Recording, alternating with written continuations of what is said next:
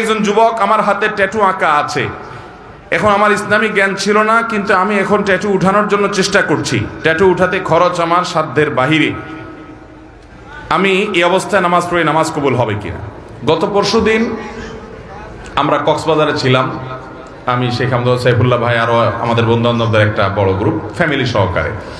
তো সেখানে একটা হোটেলে আমরা সকালে নাস্তা করার পর আমাদের এক বন্ধু, তার একটা ছোট বাচ্চা মেয়ে, সে এক ভদ্রলোক বিদেশি, চেহারা দেখে বোঝা যাচ্ছে ফরেনার, তার এই মাথা থেকে এই মাথা পুরো হাত ট্যাটু আঁকা।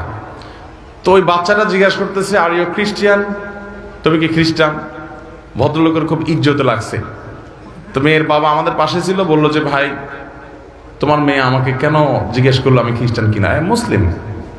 তো এটা বলার পরে মেয়েকে উনি জিজ্ঞেস করলো, এই তোমার আঙ্কেল হি ইজ মুসলিম, তুমি কেন তার খ্রিস্টান? সে খ্রিস্টান না। তখন মেয়ে, বাচ্চা মেয়ে বলতেছে, আমি খ্রিস্টান মনে করছিলাম এই জন্য যে আঙ্কেলের হাতে ট্যাটু আঁকা, আমি তো দেখছি সব খ্রিস্টান ইহুদিরা এগুলা করে, এই জন্য আমার ডাউট হয়েছে। একটা বাচ্চা, তার কনসেপ্ট এরকম। তাহলে এখান থেকে বোঝা যায় এটা কোনো মুসলমানের কাজ হতে পারে। বাচ্চাটাও বুঝে গেছে, কারণ এটা মুসলমানদের মধ্যে নাই, এই কালচারটা ওদের মধ্যে আছে। ভাইরা আমার, নবী করিম সাল্লাল্লাহু আলাইহি সাল্লাম এর অভিশাপ, তিনি অভিশাপ নাজিল করেছেন, আল্লাহ তাআলার অভিশাপের বদদোয়া করেছেন, লানতের বদদোয়া করেছেন। আল্লাহ লানত নাজিল হয় ওদের প্রতি যারা উল্কি অঙ্কন করে আর যাদের শরীরে উল্কি অঙ্কন করে দেওয়া হয়। লানাল্লাহুল ওয়াসিমা ওয়াল মুস্তাওসিমা। মনে রাখবেন, যারা ট্যাটু অঙ্কন করে, অনেক ট্যাটু কোম্পানি বাইর হয়েছে, তারা ফতোয়া দেয়। আমাকে একজন বললো যে ভাই ট্যাটু কোম্পানির ফতোয়া আমাকে কে জানে পাঠাইছে, তারা ফতোয়া দেয় যে আমাদের এই ট্যাটু লাগানোর পর নামাজ পড়া যাবে। অনেক কাঠমোল্লার আপনাদেরকে বলবে নামাজ পড়া যাবে না, ব্যবসা ঠিক রাখার জন্য মাসালাও বানায় নিস। আরে ভাই, এই ট্যাটু অঙ্কন করা হারাম, এটা হলো প্রথম কথা। এটা আপনাকে রিমুভ করতে হবে।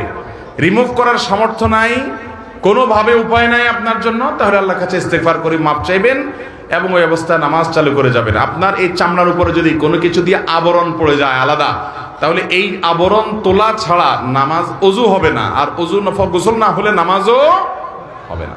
এগুলো এমন ডেঞ্জারাস যেগুলো সহজে তোলা যায় না, আসলে অনেক জটিল বিষয়, চাইলেও পরে তোলা যায় না। এই জন্য যুবক ভাইরা, আমাদের দেশে অনেক যুবকরা আজকাল এগুলো শুরু করেছে। ভাইরা আমার, একটু খেয়াল করে দেখেন তো, আল্লাহ বলেছেন লাকাদ খালাকনাল ইনসানা ফি আহসানি তাকওয়িম।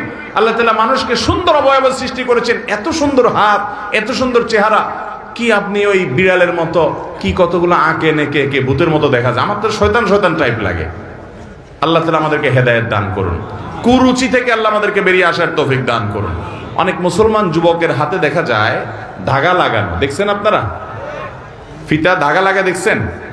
ভাইরা আমার, এটা হিন্দুরা তাদের ধর্মীয় বিশ্বাস থেকে লাগায়। আপনি মুসলমানের সন্তান, আমরা দেউলিয়া হয়ে গেছি আজকাল। আপনি মুসলমান হিসেবে আপনি প্রাউড ফিল করেন না, তাহলে আপনি কেন তাদের কালচার নিতে যাবেন? আল্লাহ তাআলা আমাদেরকে বুঝার তৌফিক দান করুন। বিদায়, কেউ যদি ট্যাটু আগে লাগিয়ে ফেলেছেন, এখন উপানার কোনো পথ আপনার সামনে খোলা নাই, ওই অবস্থা নামাজ পড়ে যাবেন, নামাজ ছাড়বেন না এবং চেষ্টা অব্যাহত রাখবেন কোনোভাবে এটা দূর করে আপনি সঠিকভাবে সালাত আদায় করার এবং আল্লাহর কাছে লজ্জিত হয়ে আপনার সর্বশক্তি দিয়ে তওবা ইস্তেগফার করবেন। আল্লাহ আমাদেরকে মাফ করুন।